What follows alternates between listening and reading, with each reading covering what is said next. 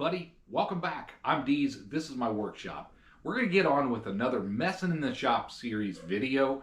This is going to be the first clip within that video. I think it's Messin' in the Shop episode 31. And the first thing we're going to do is get you down here. I'm going to show you a few new tools that I acquired, purchased, and I think it's going to enhance my efficiency in the shop. Well, let's open these things together. This is the first thing I wanted to share.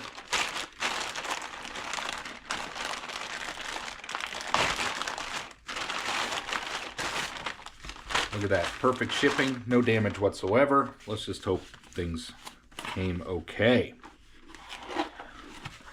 What do we have? So we got some instructions. Interesting box. There it is. We have a digital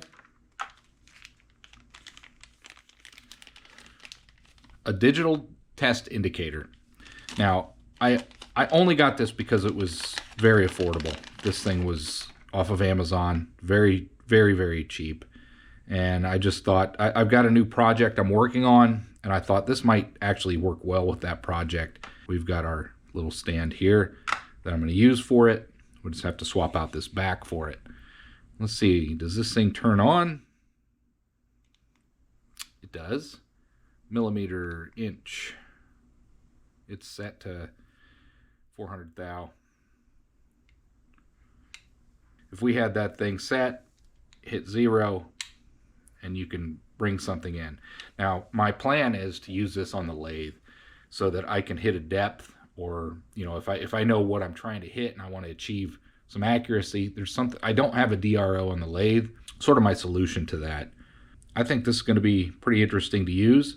I've found that the cheaper digital things that are either digital calipers or these types of instruments, they're pretty darn accurate. Pretty optimistic about how this is going to work out. We got ourselves a nice digital indicator, and we're going to incorporate that into some future videos. Now, this was something that my brother gave me, actually. Helped him out with some things, and he had these tools, and he said, hey, I got some things I wanted to give you. I'm looking forward to these. These are actually pretty cool. This here, let me go grab something and I'll show you what this thing does. So what this is actually pretty cool. You take a 1/4-inch nut driver, put that on there, and now instead of using sockets and everything to adapt for some bits, hex bits, you can just simply use this adapter.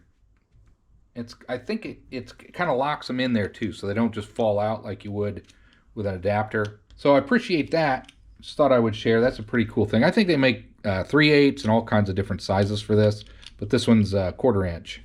That was a gift from my brother, same as this little set from DeWalt. It's a pivoting driver, and that'll help you get into some tight corners and things like that. So we'll go ahead and open this thing up. Got a nice little case. And it's really just number 2 Phillips and number 2 square heads. And these are very common to use it like decking screws and things like that. Most of you already know all that stuff. But you can't have enough of some good quality driver bits and things for when you're working on stuff. I've actually started going through some of these old crappy sets of stuff that I have. These were super El Cheapos. And the problem with this stuff, number one, these aren't exactly Phillips number 2. These are different styles. But number 2, these things strip easy. I've actually broke these tips. Whatever the material is made of these is cheap Chinesium. I've been kind of going through anything that looks worn. I'm just chucking that stuff. I got so many bits and stuff now.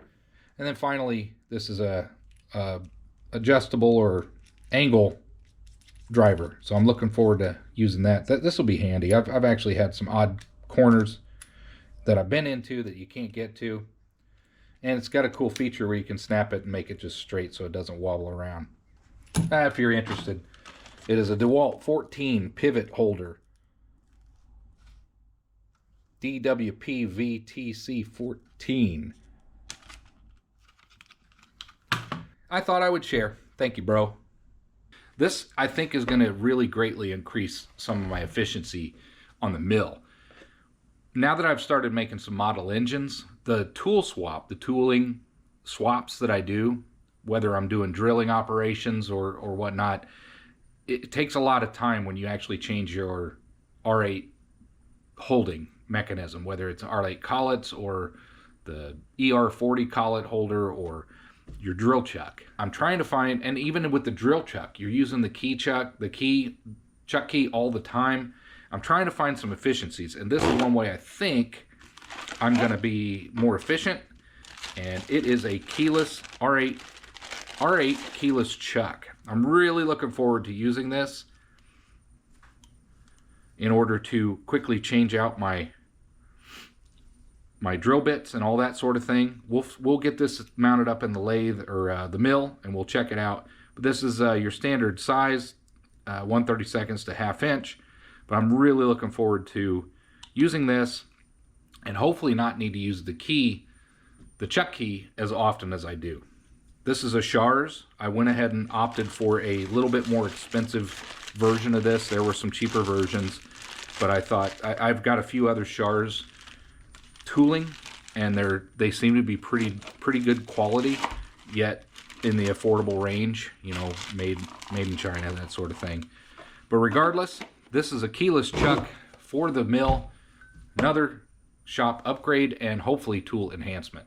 Finally, I didn't want to spend a whole ton of money. I'm not going to buy a set. I did decide that my tap set, I'm just going to buy the taps I need. I've got enough of everything. I've got some high quality stuff thanks to RJ and Aaron Kohler and Dave and a whole bunch of people who've shared that sort of thing. And I've purchased some YG taps. I have the critical and the common used taps that I need. However, the tap wrench, I don't have a tap wrench. I'm still using that stupid Harbor Freight tap wrench. That thing is real loosey-goosey. It's difficult to use. And I thought, I need to get me a couple tap handles. Number one, it's I think 11 inches. It's kind of long. And so it works in the mill, but sometimes it gets in the way of other things. The other thing is I wanted a smaller set, and it's loose. I want something that's tighter. I didn't want to spend Starrett money or Mitutoyo money, or, you know, I didn't want to spend that kind of money. It's just a tap wrench, right? So I took a chance and I bought an affordable version. This is Will Bond. Again, Amazon. You can find it on Amazon. And I bought just a 2-pair. I think it was less than 20 bucks. And we've got a couple tap handles. Let's go ahead and open these together. Let's see if they're put together better than the dumb Harbor Freight ones we got. And we'll even get that one to compare. Let's get these two out of here.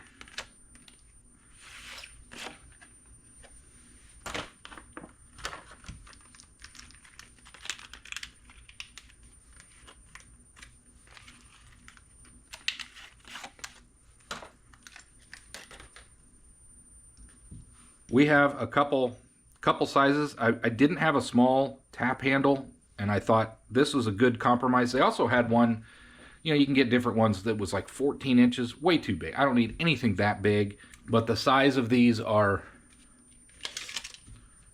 this one is 11 inches. I believe this one is a 6-inch. It's 7 inches in length total. And then for comparison, here's the Harbor Freight. And that one is a 10-inch. So I guess I do have a little bit of a variety. But these are my tap handles that I'm going to try to go with, and I'm hoping this is good enough. And I can already tell you, these feel pretty solid. They look to line up better. They're not quite so loosey-goosey as the Harbor Freight one. If you know, the movable part is actually, it moves a little, but it moves freely. It seems to hold well. Here's the larger one. Same thing. It seems to be built pretty well. They line up really well.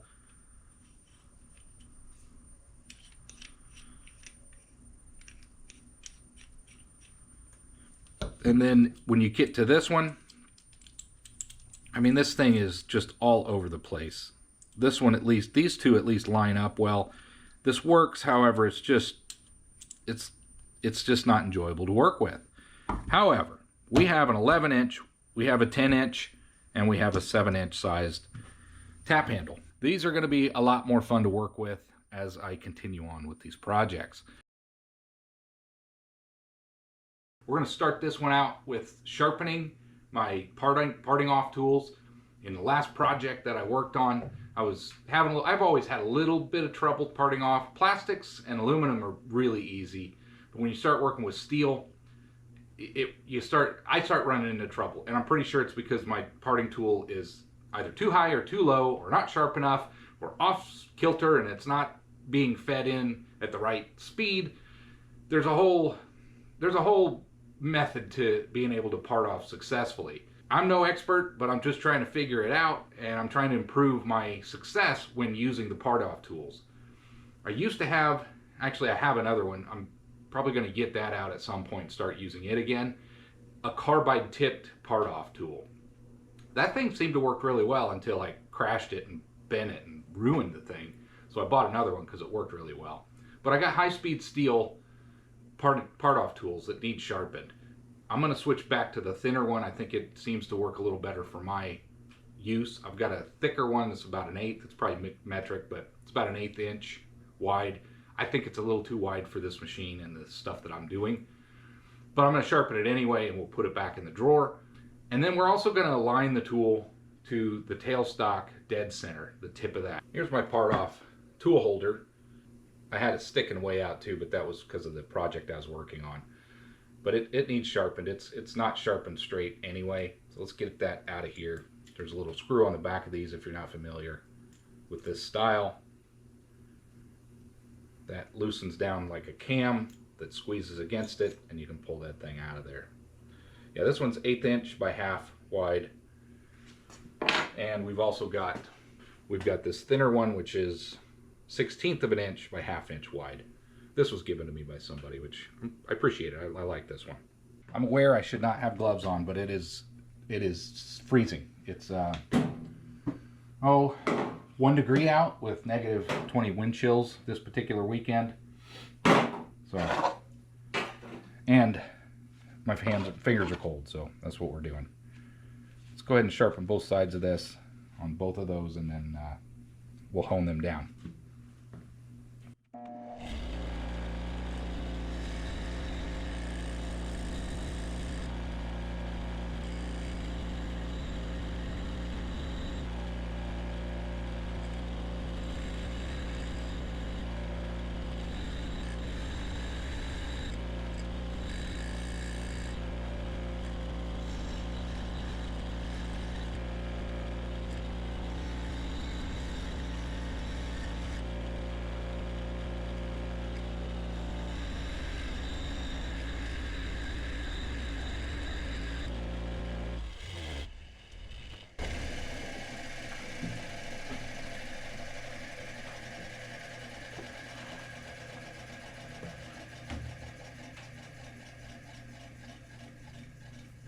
Usually you want to, this is how I do it, right or wrong.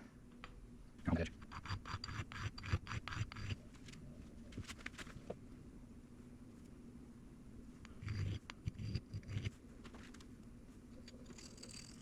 That should matter.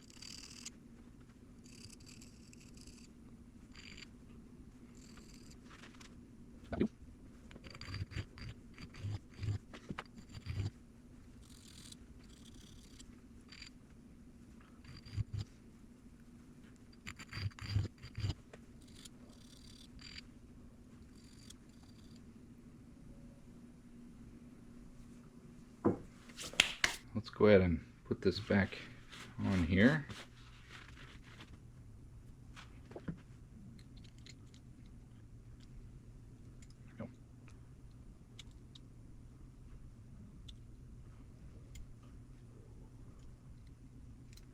We'll probably have to adjust that when we get to the dead center.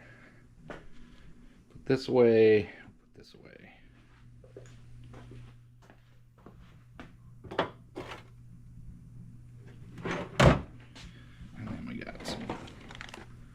Lots of high-speed steel, part-off tools, things like that. I don't know if these things help or not, these desiccants, but it seems to Seems to help a little. Anyway, plenty of high-speed steel. Let's not forget.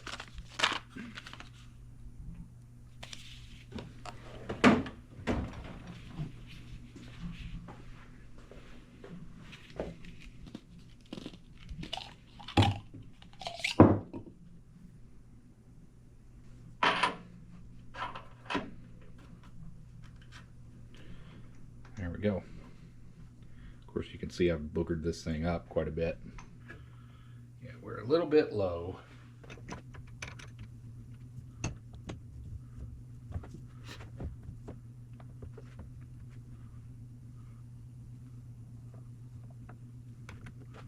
Right there. I think that'll do. That's pretty well centered on the dead center. Now I know it could fluctuate here depending, but these two should be aligned if the world's perfect. That's pretty much it though. I just wanted to sharpen that and get that set back up for my next use, and hopefully we can use that with some success on my next project. Thanks for watching. Let's get on to that next task. Well everybody, once again I am trying to finish up a project, and this workshop, the small little workshop of mine, has become a big old disaster. We're cleaning up some other parts of the house and getting ready to throw some things away, but I wanted to go through a few things before I just toss it all. But we really need to get this shop cleaned up. As you can see, we've got a box of crap to go through, probably throw most of that away. We've got just stuff exploded and laid out everywhere. This mill, been doing a lot of mill work with this project, and it's just a big old mess. And I have a hard time focusing when I have such a mess going on. So what we're going to do here in this task is clean up the shop and get this thing ready so we can focus and finish up that last project I'm working on.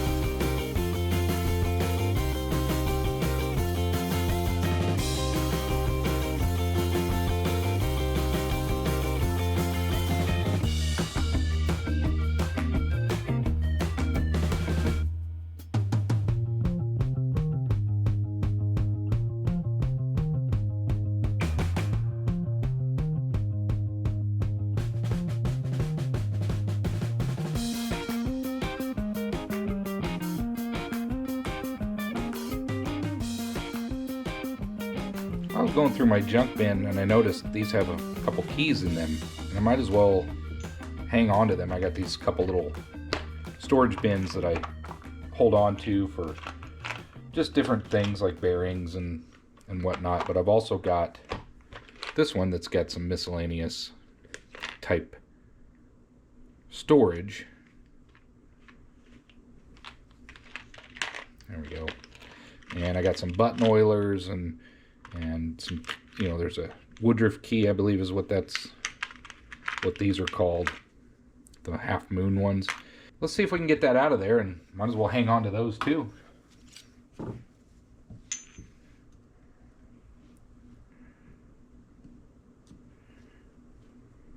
Let's find a different tool.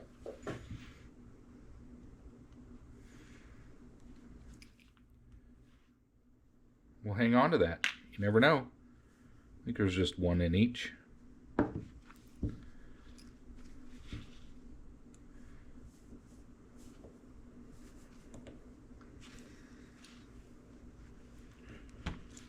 we go.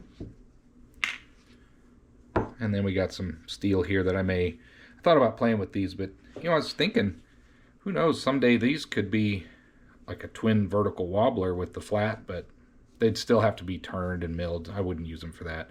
Looks like there's already a center on these. Chop them up and turn them, but they are solid steel. There's some journals on these things. I'm not going to throw these away, though they could be useful someday. Well, we got everything cleaned up, at least good enough to finish the project that I'm working on. It was just getting really messy. I was tracking chips and things around, and I just had way too much stuff out. So now that we got everything put away where it needs to go, we can continue working on this project that I'm working on. And as you can see, we got all that cleaned up pretty well. I'll clean this chip pan a little bit later. Right now I have another brass project I want to do. So I always like a nice tidy shop. It's very distracting to me when I see a huge mess and just stuff all over the place. It's a small workshop, so I do like to have it tidy as best I can. I don't mind making a mess, but I do like to clean it up in between projects. But in this case, it was a big project and I needed to get it cleaned up. Anyway, let's get on to that next task. We're going to get on to that next task, and that next task is to make another paperweight. I'm thinking about the future and some giveaways, and who wouldn't like an original D's Workshop made item. So I'm going to make I made one of these with my son last year sometime, and you know, we were just messing around in the shop and made some silly paperweights. I'm going to make another one because I got this scrap piece of steel that I probably won't use for anything. And I was testing some knurling, and I made this piece, and I thought, you know, that'll make a nice little paperweight for somebody's workshop. Something that D's Workshop made, and I'll probably put this in a giveaway when I hit 5,000 subscribers. I'm trying to think of what I want to do for that milestone. First thing I want to do is go over to the wire wheel and get this mill scale cleaned off, and then we'll put this in the mill and we'll square it up and clean everything out, and then we'll center it up and we'll thread for probably 1/2 inch threaded hole.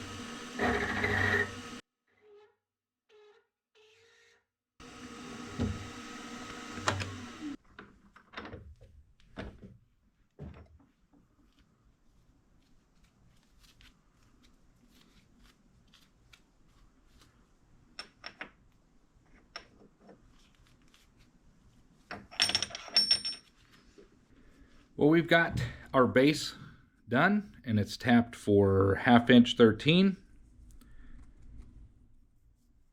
It's all cleaned up. Now we need to thread the end of this and clean this rod up.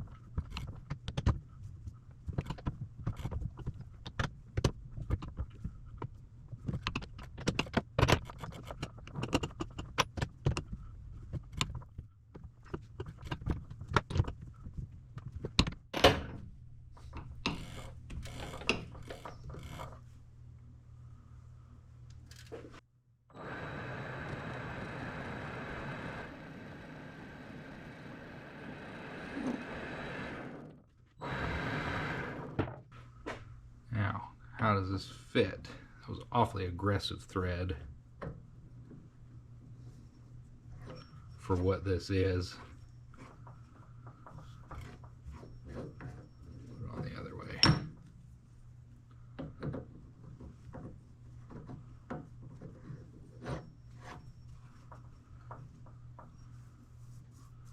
I'm going to turn that down right there.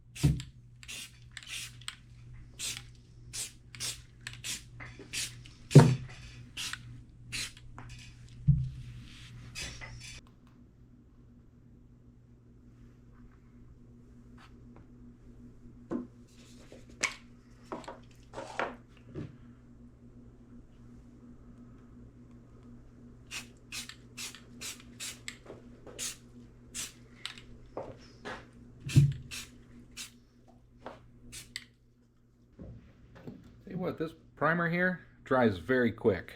I like this stuff. If you're looking for some good primer, I like it. I think I'm going to go ahead and paint the bottom of this first, let that dry, and then we'll flip it over and finish out this part. We're going to use some more Rust-Oleum. I'm going to use a hammered finish. You know what? Before we do that, I got an idea. Let's put my stamp in here.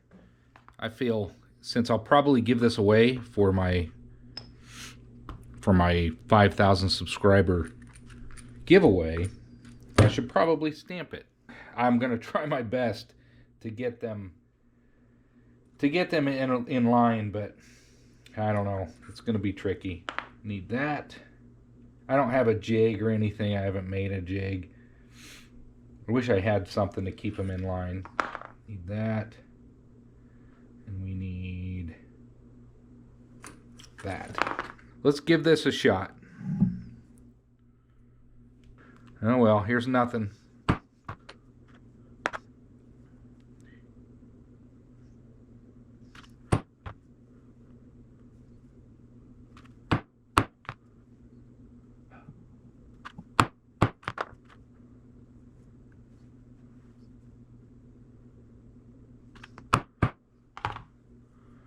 Yeah, that looks fantastic. But you know what? If you win this thing, you're going to know that D's Workshop made it. Oh, good Lord.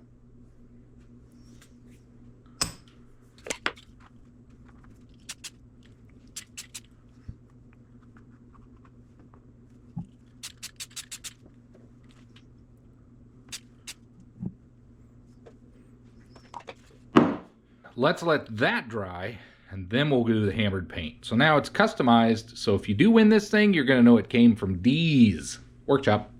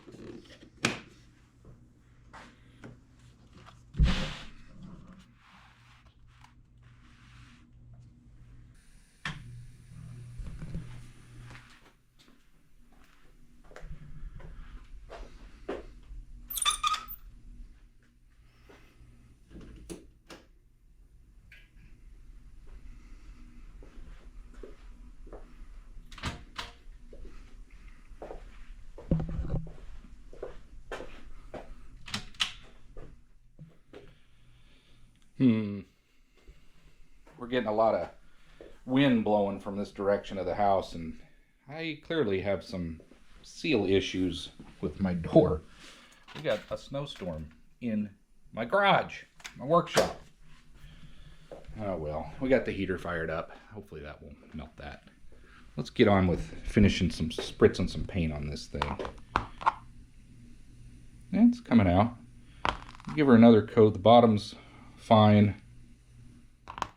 We'll just get this rod finished up, and I think that part will be done. We'll have our giveaway trinket ready to go when I hit 5,000 subscribers.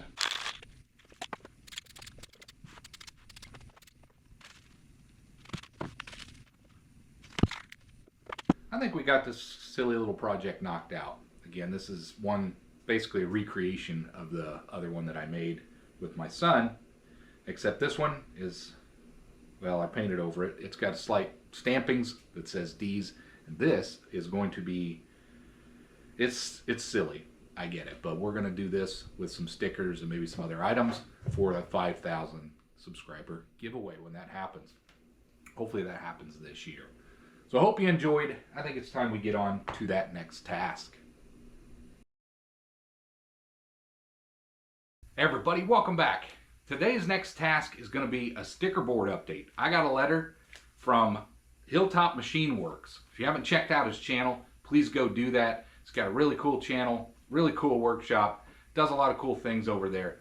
I recommend the channel. You know, it's part of the community that we're in with the hobby machining, and we did a sticker swap. I haven't opened this letter yet, so let's see what's in here, but we're going to plan on adding this sticker to the sticker board.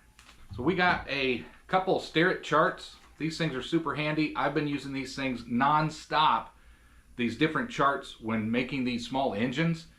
When you're converting metric to standard or to fractional, or fractional to decimal, these things are vital to being able to work through all that, get your calculations right, working with your DROs and everything. Thank you for sharing these and passing these along. In addition to that, of course, we got this wonderful sticker. We are going to put this up here on the sticker board and continue to expand this and share with everyone. Pretty cool sticker. I like this one. Do we want to put it down here, or do we want to put it along the top? I think we'll put this down here. I like the arch shape on this, and it'll fit really well right here.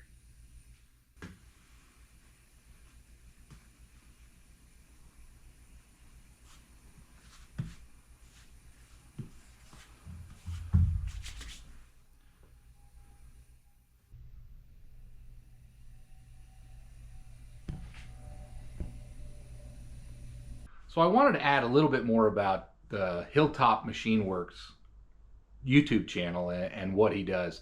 He's got a pretty cool channel. He likes to share some of the odd jobs he's working on. His shop works for local farmers and just different people. From what I can tell anyway, different people need an odd job. He can fabricate different things. He made a jib crane. He shared that on his YouTube channel. It's a pretty cool machine shop, nice little operation.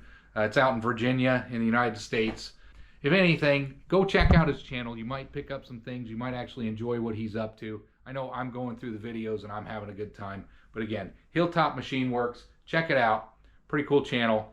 Well, as you can see, the sticker board continues to grow and we're making new friends and making new connections. Hilltop Machine Works.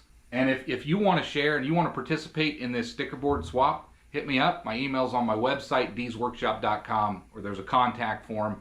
Email can be found on my YouTube About page. If you want to connect with me, send me an email and maybe we can figure something out. I think now that the sticker board is up to date, it's time for that next task.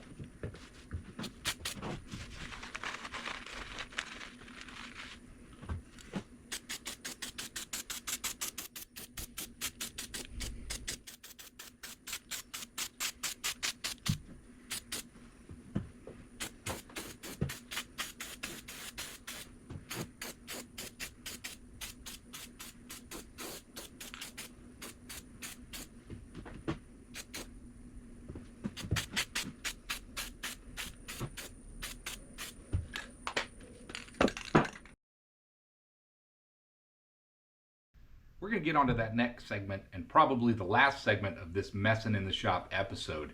And we're going to introduce a new segment. In this one, it's called, You Know What Really Grinds Me? And we're talking about the brushes in some of the different applications and solutions and things that you can buy. In this case, it's this die cam. I have been using this quite a bit with the layouts, this is a good product. And once it's on, it stays. But the problem is the brush that they send with this thing and the hole that it goes in is designed to frustrate you. Look at that.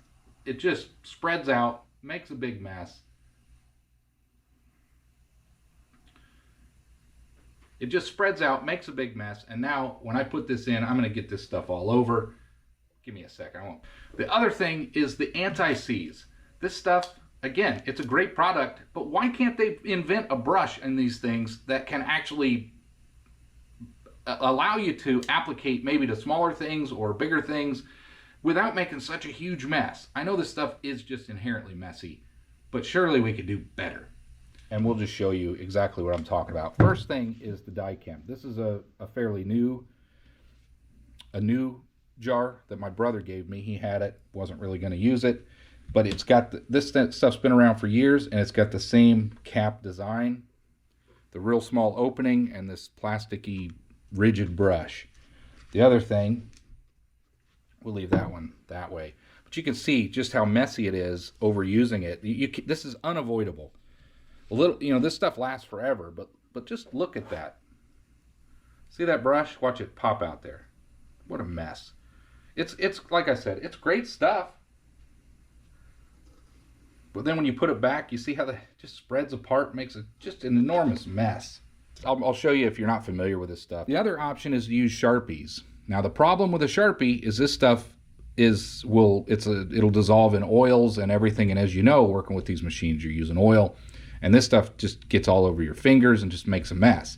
It's okay for one quick operation, but if you're going to be working, laying out and handling a part often, this is the way to go. But I'll show you the difference here. Here's the die cam. And it goes on nice.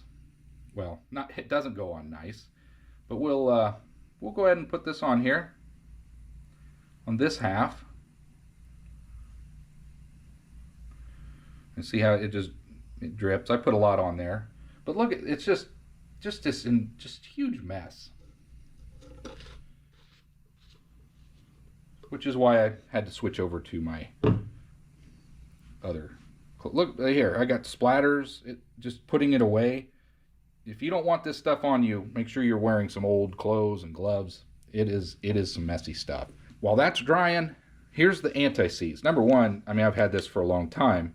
This is the silver version. There's copper version. But if you've never used this stuff, it's really good to keep bolts, and especially if you use like stainless to stainless can gall. It keeps things from galling, and then rust and salt and all that over the years, especially in automotive. It just keeps you from having to struggle to get certain bolts out. But if you look here, you know, it's also super messy stuff. Now it's super cold out here, but look at this brush. Look how long that thing is. It's bent. Let's see if I can do this without making too big a mess. But look at that. That's how this stuff comes. I get it. This stuff is sticky. It's designed to be messy. But look at the brush is bent. It's super long. Surely, with all the technology in the world today, this could be improved. It really is silly. Great product, silly brush. Let's let this dry, and I'll come back and we'll put some Sharpie on the other side. Applied, it's dry enough for this test, but as you can see, it's pretty dry. This is what it looks like, and you can scratch that with a caliper or something to make your marks. And we'll go down here. Let's say you need a mark right here. You just scratch it, and you can see the line. Well, maybe you can't, but I can. But that's how you can really get some precision pinpoints when you're using your granite surface plate. Now, you can also use Sharpie. Like if this is in the lathe, this works really well. And I know I'm just saying things that everybody already knows, but as you spin that around, you can run your Sharpie up and down, and you get a similar effect as you do with die chem. Much more consistent on a lathe. But you could do your layouts with this too. There's nothing wrong with this other than the fact that this gets all over your hands. Well, die chem does too until you let it dry. But you can see, you do get a similar effect, and this also scratches really well, easily with a scribe or your calipers or whatever. But I'll show you, we'll get some WD-40 and I'll show you the difference here. So we got everything dried up. As you can see, very similar finishes. And again, you can scratch this pretty well, see what you're working on. If you're spinning that, imagine you spin that in the lathe, and you can see you got a nice line for visual reference. Same with the die chem. You can scratch a visual reference. Now here's where the problem that I've found comes working with these machines. When you're using oil cutting fluids or lubricants, even just oil, this is more of a solvent, I get it, but if you're using that stuff, here's the problem. So we'll spray it on both sides. So we've got that sprayed on the die chem. You can see it's not coming off. Over here though, as you're spinning and as you're turning, see the blue coming off on my fingers? It doesn't come off immediately that very second, but if you, as you're working with this thing and turning it and touching it, you get this blue marker all over yourself. And if you use oils, you know, it does a lot of the same. You know, you're trying to use lubricants and oils and turning and all of that, and you just get this blue ink all over your fingers. It holds up fairly well, but it makes a huge mess on your fingers, whereas the die chem doesn't come off with the oil. I mean, it didn't just wipe off instantaneously, so that's good, but you can see it is coming off of there. But that's what I've found. It makes just an incredible mess with your fingers. Regardless, these are great products. They just have a bad brush design. I hope you enjoyed this segment of Messing in the Shop called You Know What Grinds Me. That's going to close out this Messing in the Shop video.